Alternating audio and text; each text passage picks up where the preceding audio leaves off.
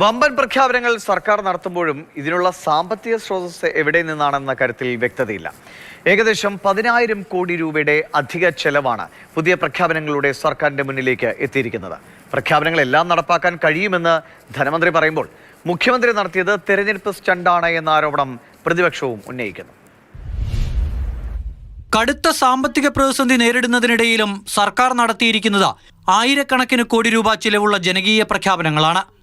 ഒന്നിനു പിറകെ ഒന്നായി മുഖ്യമന്ത്രി പ്രഖ്യാപനങ്ങൾ പറഞ്ഞു തീർത്തതിന് തൊട്ടു പിന്നാലെ ഉയർന്ന ചോദ്യം എവിടെ നിന്നും പണം കണ്ടെത്തുമെന്നുള്ളതായിരുന്നു. ഇത് കൊടുത്തില്ലെങ്കിലല്ലേ പണം കൊടുത്തത്, പണം കയ്യിലുണ്ടാകുന്നതോടല്ലേ കൊടുക്കുന്നത്.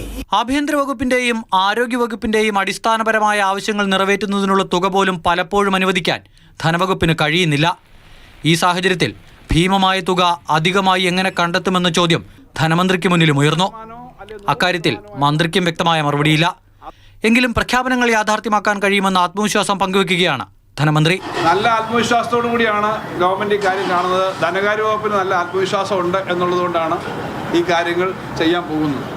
ഇന്ന് നടത്തിയ പ്രഖ്യാപനങ്ങൾക്ക് ആകെ എത്ര തുക അധികമായി വേണ്ടിവരുമെന്ന ചോദ്യത്തിനും മന്ത്രി കൃത്യമായ ഒരു മറുപടി നൽകിയില്ല. നല്ല ബാധ്യത വരുന്ന ഒരു പ്രഖ്യാപനമാണ്. പ്രഖ്യാപനങ്ങളെല്ലാം വിശദമായി കണക്കാക്കണം. എന്തായാലും ഒരു 10,000 കോടി കുറയില്ല. സംസ്ഥാനം ഇനിയും കടം വാങ്ങി കൂട്ടേണ്ടി വരുമോ എന്ന് ചോദ്യം. 30 വർഷക്കാലം കേരളത്തിലെ ഓരോ 5 വർഷവും വന്ന സർക്കാരുകൾ എടുത്ത കടത്തിന്റെ പരിധി അനുസരിച്ച് എടുക്കുകയാണെങ്കിൽ 1,25,000 കോടി കൂടി അധികം കേരളത്തിന് ഇപ്പൊ കിട്ടേണ്ടതാണ്.